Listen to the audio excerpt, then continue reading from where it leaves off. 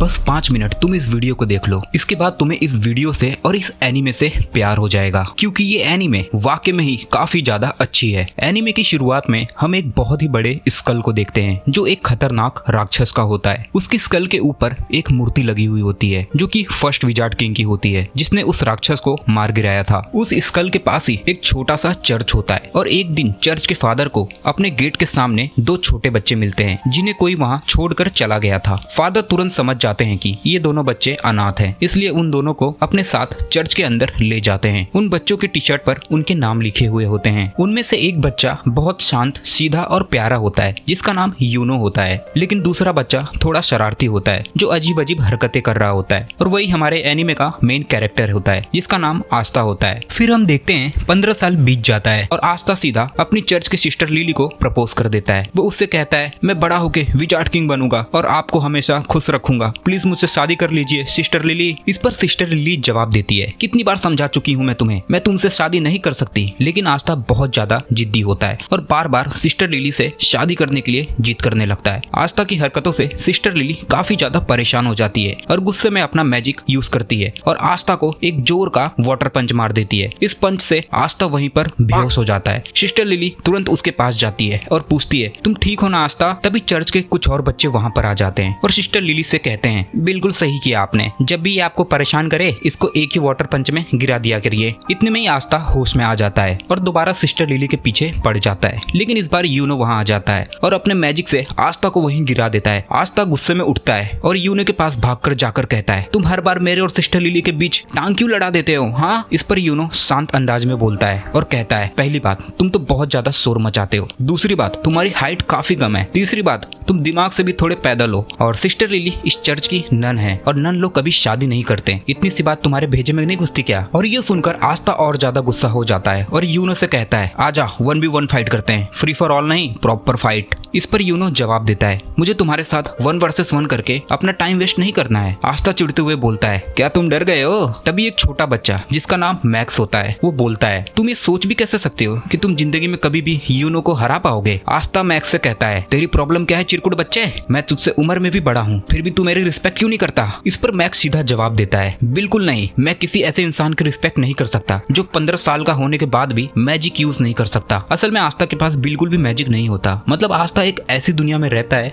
जहाँ हर चीज मैजिक के दम पर चलती है, लेकिन इस दुनिया में आस्था के पास कोई मैजिक नहीं होती है। इस बात पर मैक्स आस्था से कहता है, तुम ये सोच भी कैसे सकते हो कि बिना मैजिक के तुम यूनो जैसे पावरफुल मैजिशियन को हरा भी पाओगे? आस्था तुरंत जवाब देता है, अच्छा अगर यूनो इतना ही स्ट्रॉन्ग है तो क्या वो ये कर सकता है? और इतना कहते ही आस्था बहुत तेजी से स्पीड में क्रंचेस मारने शुरू कर देता है। असल में आस्था मैजिक यूज नहीं कर सकता है, तो इसीलिए वो एक्सरसाइज करके अपने आप को फिजिकली बहुत ज्यादा स्ट्रॉन्ग बताना चाहता है। इस पर मैक्स आस्था से कहता है, सिर्फ क्रंचेस मार के तुम विजार्ड किंग नहीं बन सकते, विजार्ड किंग स्ट्रॉन्ग मैजिशियन होते हैं, ना कि स्ट्रॉन्ग बॉडी बिल्डर। तभी यूनो अपने मैजिक का यूज करके सिस्टर लिली के गीले कपड़े सुखा देता है। ये देखते ही वहाँ के सारे बच्चे भागकर यूनो की तरफ चले जाते हैं। यूनो का भी सपना आस्था की तरह विजार्ड किंग बनने का होता है। सिस्टर लिली यूनो को हेल्प के लिए थैंक यू भी कहती है। ये सब देखकर आस्था को बहुत ज्यादा जलन होती है और वो तुरंत भाग करके लकड़ियां काटने लगता है ताकि सिस्टर लिली उसे भी थैंक यू बोले, लेकिन आस्था कुछ करे उससे पहले ही यूनो अपनी मैजिक से सारी लकड़ियों को काट देता है। असल में यूनो को आस्था के सामने थोड़ा शो ऑफ करना पसंद होता है। मैक्स कहता है, मुझे पूरा यकीन है कि अगला विजार्ड किंग यूनो ही बनेगा, तुम नहीं आस्था। तभी वहाँ फादर भी आ जाते हैं और यूनो की तारीफ करते हुए कहते हैं, एक दिन यूनो ही इस चर्च का नाम पूरी दुनिया में रोशन करेगा। ये सब सुनकर आस्था काफी ज्यादा दुखी हो जाता है और एक कोने में जा करके अकेला बैठ जाता है। तभी सिस्टर लिली उसके पास आती है और कहती है, दुखी मत हो आस्था, कुछ ही दिनों में तुम्हारी ग्रिमवॉर तुम्हें मिल जाएगी, इसके बाद तुम भी मैजिक यूज कर पाओगे। ये सुनते ही आस्था खुश हो जाता है और दोबारा खड़ा हो जाता है और कहता है,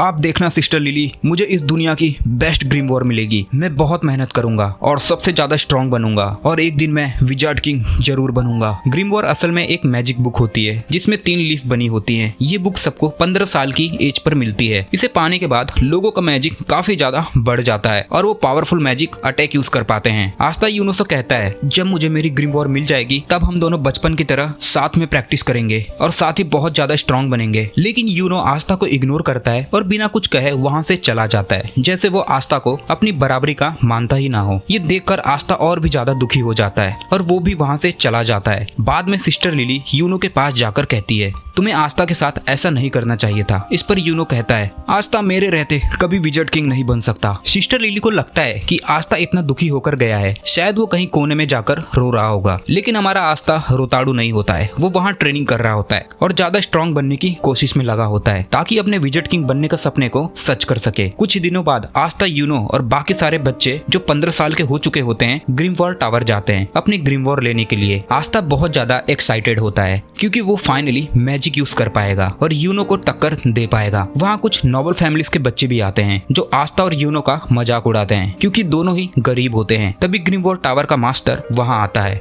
और सब लोगों का वेलकम करता है। आस्था और भी ज्यादा खुश हो जाता है और एक्साइटेड भी हो जाता है। फिर मास्टर एक मैजिक स्पेल का यूज करते हैं और सब लोगों के पास उनकी अपनी ग्रिमवॉर खुद उड़ के आ जाती है। आस्था घबरा कर कहता है, क्या मेरी ग्रिमवॉर लेट हो गई है? मेरी ग्रिमवॉर कहाँ है? ये सुनते ही वहाँ के मौजूद सारे लोग हंसने लग जाते हैं और आस्था का मजाक उड़ाने लग जाते हैं।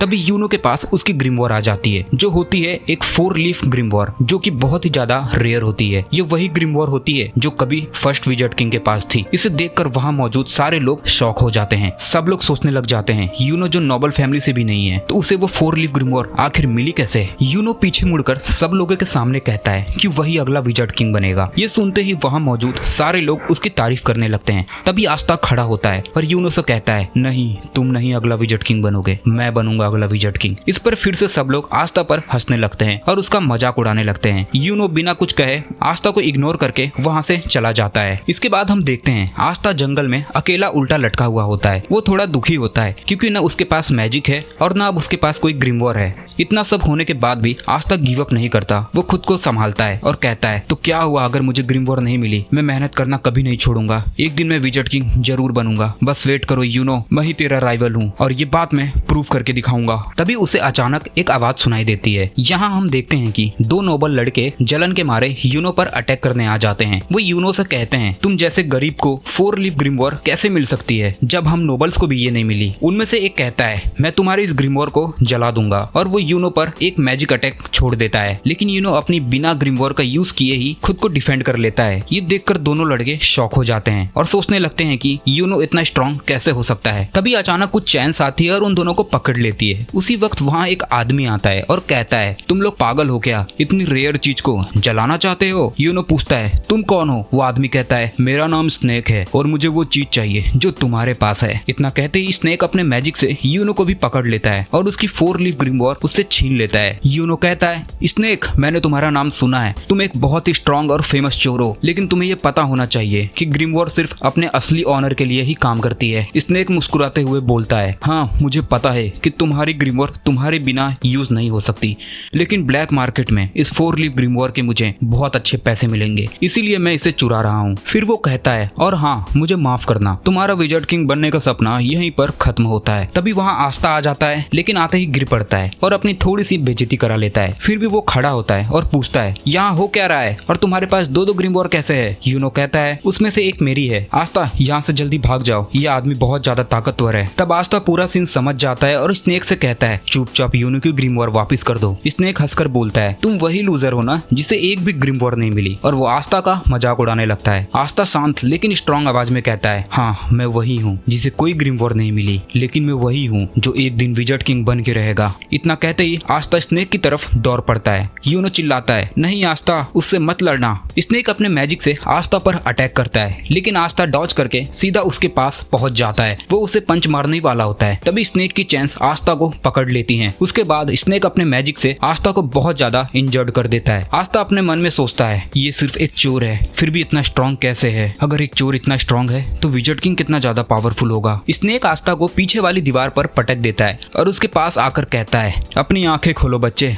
तुम मुझे आज क्या, तुम मुझे 100 जन्म में भी नहीं हरा सकते। आस्था मन ही मन कहता है, ये सही कह रहा है, चाहे मैं अपनी बॉडी जितनी भी ट्रेन कर लूं, मैं इसे कभी नहीं हरा पाऊंगा। स्नेक हंसकर कहता है, मैं अपनी चैन से ये नाप सकता हूँ कि किसी के अंदर कितना मैजिक है, और तुम्हारे अंदर एक बूंद भी मैजिक नहीं है। वो आगे कहता है, इसलिए तुम्हें कोई ग्रिमवॉर नहीं मिली। ग्रिमवॉर मैजिक को बढ़ाता है और तुम्हारे पास मैजिक ही नहीं है। विजर्ड किंग बनना तो दूर की बात है, तुम तो एक नॉर्मल से भी मैजिक यूज नहीं कर पाओगे। अपनी जिंदगी पर शर्म करो, तुम एक बहुत बड़े लूजर हो। और ये सब सुनते ही आस्था अंदर से पूरी तरह टूट जाता है। वो सोचने लगता है, ये जो कह रहा है वो बिल्कुल सही तो है, न मेरे पास मैजिक है और न ही मेरे पास कोई ग्रिमवॉर है, फिर मैं कैसे विजर्ड किंग बन सकता हूँ जो पूरी दुनिया का स्ट्रॉन्गेस्ट मैजिशियन होता है, जिंदगी में पहली बार आस्था गिव अप करने वाला होता है। तभी यूनो जोर से चिल्लाकर कहता है, नहीं, आस्था विज़र्ड किंग नहीं बनेगा, क्योंकि अगला विज़र्ड किंग मैं खुद बनूंगा। लेकिन आस्था कोई लूजर नहीं है, वो मेरा राइवल है और उसके अंदर भी एक मैजिकल पावर है और वो है कभी गिव अप ना करना। और ये सुनते ही आस्था के अंदर दोबारा से जान आ जाती है। वो स्नेक से कहता है, मुझसे दूर हट।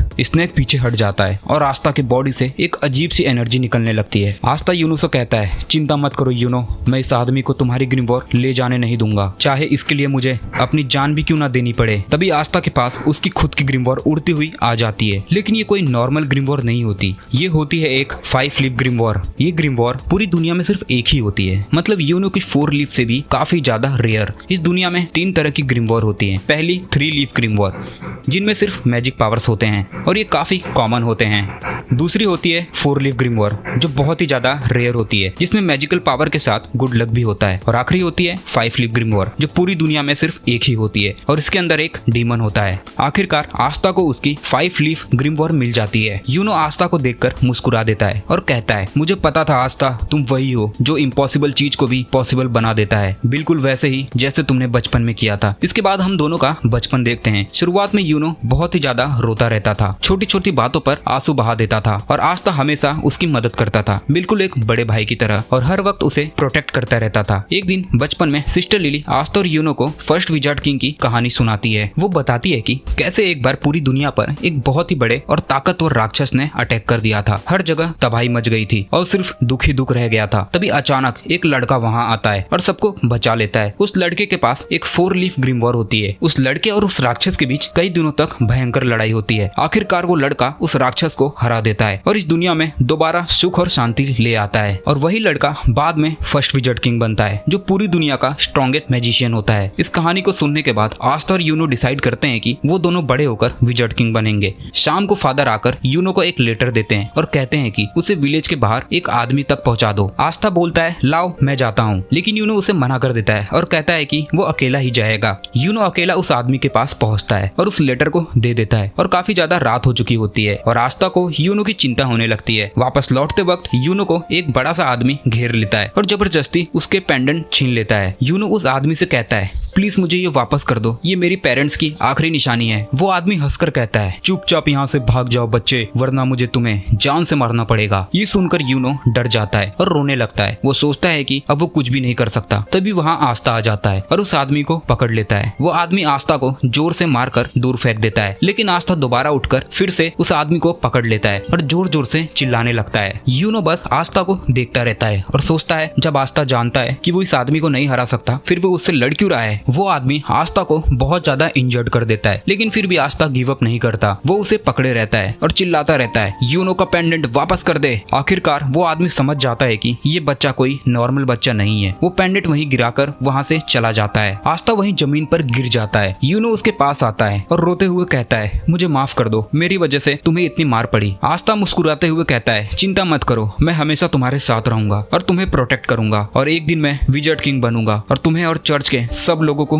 खुश और सेफ रखूंगा। और इधर हम लोग देखते हैं कि आस्था के ग्रिमवॉर से एक अजीब सी स्वॉर्ड निकल कर आती है। ये देखकर स्नेक शॉक हो जाता है और बोलता है, अचानक तुम्हारे पास ग्रिमवॉर कहाँ से आ गई, ये सब हो क्या रहा है। इतना कहकर वो फिर से आस्था पर अटैक कर देता है, लेकिन आस्था अपनी स्वॉर्ड का यूज करता है और तुरंत ही स्नेक की सारी मैजिकल चेन्स गायब हो जाती हैं। स्नेक हैरान होकर बोलता है, तुमने ये कैसे किया, आखिर तुम हो कौन। इस पर आस्था कॉन्फिडेंटली जवाब देता है, मैं वो हूँ जो एक दिन विज़ार्ड किंग बनेगा। ये कहकर आस्था सीधा स्नेक पर काउंटर अटैक कर देता है और सिर्फ एक ही बार में स्नेक को बुरी तरह हरा देता है। यूनो ये सब देखकर हल्का सा मुस्कुरा रहा होता है और आस्था उसके पास आता है और एक्साइटमेंट में बोलता है, देखा यूनो, आखिरकार मुझे मेरी ग्रिमवॉर मिल ही गई। यूनो आस्था से कहता है, तो तुमने एक बार फिर से मुझे बचा लिया आस्था, तुम्हें याद है ना वो प्रॉमिस जो हमने बचपन में किया था। बचपन की बात सुनते ही यूनो पूछता है, क्या मैं विज़ार्ड किंग बन सकता हूँ जब मैं इतना वीक हूँ। आस्था बिना सोचे जवाब दे देता है, हाँ, अगर तुम बहुत मेहनत करो और कभी गिव अप ना करो तो सिर्फ तुम ही नहीं, कोई भी विज़ार्ड किंग बन सकता है। ये सुनकर यूनो खड़ा हो जाता है और कहता है, ठीक है, मैंने भी डिसाइड कर लिया है, आज के बाद मैं कभी भी हार नहीं मानूंगा, मैं दिन रात मेहनत करूंगा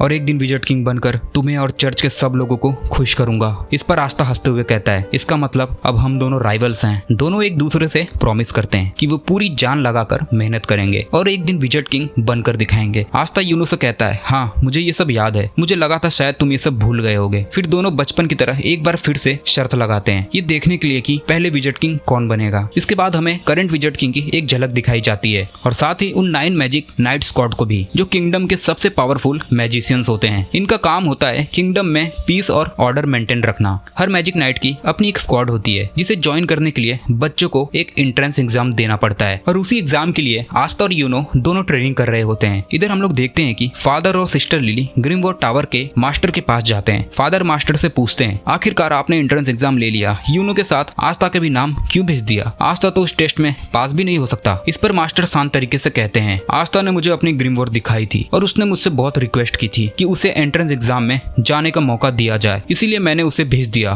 फादर फिर से पूछते हैं, जो ग्रिमवॉर्ड आस्था के पास है वो असल में है क्या, और क्या वो सच में ग्रिमवॉर्ड है या कुछ और? मास्टर जवाब देते हैं, मैं तुम्हें ज्यादा कुछ तो डिटेल में नहीं बता सकता, लेकिन उस ग्रिमवॉर्ड की वजह से आस्था को फ्यूचर में एक बहुत ही बड़ी लड़ाई लड़नी पड़ेगी। ये सुनकर फादर रिक्वेस्ट करने लगते हैं, आस्था बहुत कमजोर है और उसके पास मैजिक भी नहीं है, इसलिए प्लीज उसे एंट्रेंस एग्जाम में मत भेजिए। मास्टर मुस्कुराते हुए कहते हैं, कहीं ऐसा तो नहीं कि तुम आस्था को इसलिए नहीं भेजना चाहते क्योंकि अगर वो पास हो जाएगा तो यहाँ से चला जाएगा और तुम्हें उसकी याद आएगी। ये सुनकर फादर थोड़ा शर्मा जाते हैं और बहाने बनाने लगते हैं। सिस्टर लिली भी समझ जाती है कि फादर अंदर ही अंदर आस्था से बहुत ज्यादा प्यार करते हैं। इधर हम लोग देखते हैं कि आस्था और यूनो रेस लगाते हुए चर्च की तरफ वापस आ रहे होते हैं। रेस दोनों के बीच टाई हो जाती है। आस्था जल्दी से पूछता है, बताओ कौन जीता? मैक्स जवाब देता है, यूनो जीता। आस्था तुरंत बोलता है, अभी रेस खत्म नहीं हुआ है, जो चर्च के अंदर सबसे पहले घुसेगा वही जीतेगा। और जैसे ही आस्था चर्च के अंदर घुसने वाला होता है तभी यूनो अपने मैजिक का यूज करके उसे हवा में उड़ा देता है और दूर फेंक कर रेस जीत जाता है। रात को सोते वक्त भी आस्था सपने में बस एक ही बात बोल रहा होता है कि मैं एक दिन विजट किंग बन के रहूंगा। ये सुनकर मैक्स थोड़ा इरिटेट हो जाता है और कहता है, भाई ये लड़का विजट किंग बनने को लेकर बिल्कुल पागल हो गया है। अगली सुबह आस्था फिर से ट्रेनिंग कर रहा होता है, तभी मैक्स उसके पास आ जाता है। आस्था पूछता है, क्या हुआ मैक्स? मैक्स सीधा बोल देता है, तुम बिल्कुल बेवकूफ हो आस्था। ये सुनते ही आस्था गुस्से में आ जाता है और बोलता है, बस ये बोलने के लिए तुम चर्च से इतनी दूर मेरे पास आए हो? मैक्स कहता है, तुम्हारे पास तो कोई मैजिक भी नहीं है, फिर तुम ये कैसे सोच सकते हो कि तुम मैजिक नाइट एग्जाम में पास हो जाओगे? आस्था पूरे कॉन्फिडेंस के साथ जवाब देता है, अब मेरे पास मेरी ग्रिमवॉर्ड है और अब मैं पक्का मैजिक नाइट एग्जाम देकर रहूंगा और एक दिन विजट किंग बनकर रहूंगा। लेकिन बीच में उसे मैक्स रोक देता है और बोलता है, चुप रहो, हर वक्त विजट किंग। तुम क्यों नहीं समझते कि तुम जैसे गरीब और वीक लोगों का सपना कभी पूरा नहीं हो सकता? और ये सुनकर आस्था सीधा मैक्स के पास जाता है और जोर से चिल्लाकर कहता है, पूरे होते हैं अगर तुम अपना सपना दिल से चाहो और उनके लिए पूरी जान लगाकर मेहनत करो तो तुम्हारा कोई भी सपना जरूर पूरा होता है। जिंदगी में पहली बार मैक्स को एहसास होता है कि आस्था इतना बड़ा लूजर भी नहीं है जितना वो समझता था। रात को फादर खास तौर पर बहुत अच्छा खाना बनवाते हैं क्योंकि अगले दिन आस्था और यूनो मैजिक नाइट एंट्रेंस एग्जाम के लिए जाने वाले होते हैं। आस्था बहुत ज्यादा खुश होता है। फादर उसे अपने पास बुलाकर कहते हैं, देखो आस्था, अगर तुम फेल हो जाओ तो ज्यादा दुखी मत होना, चुपचाप घर वापस आ जाना,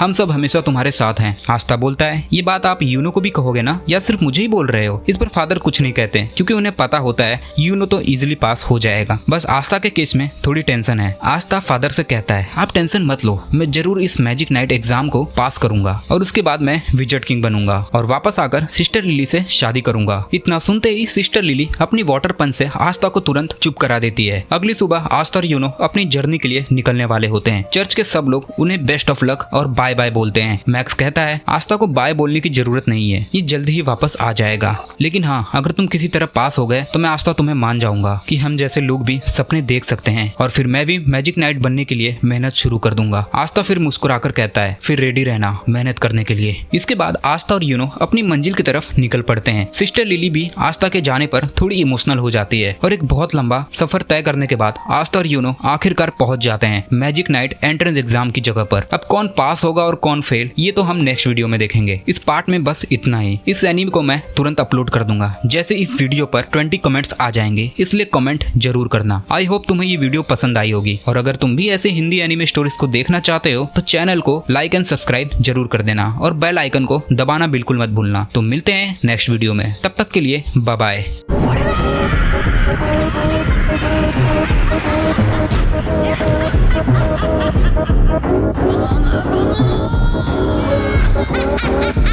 Ha ha ha!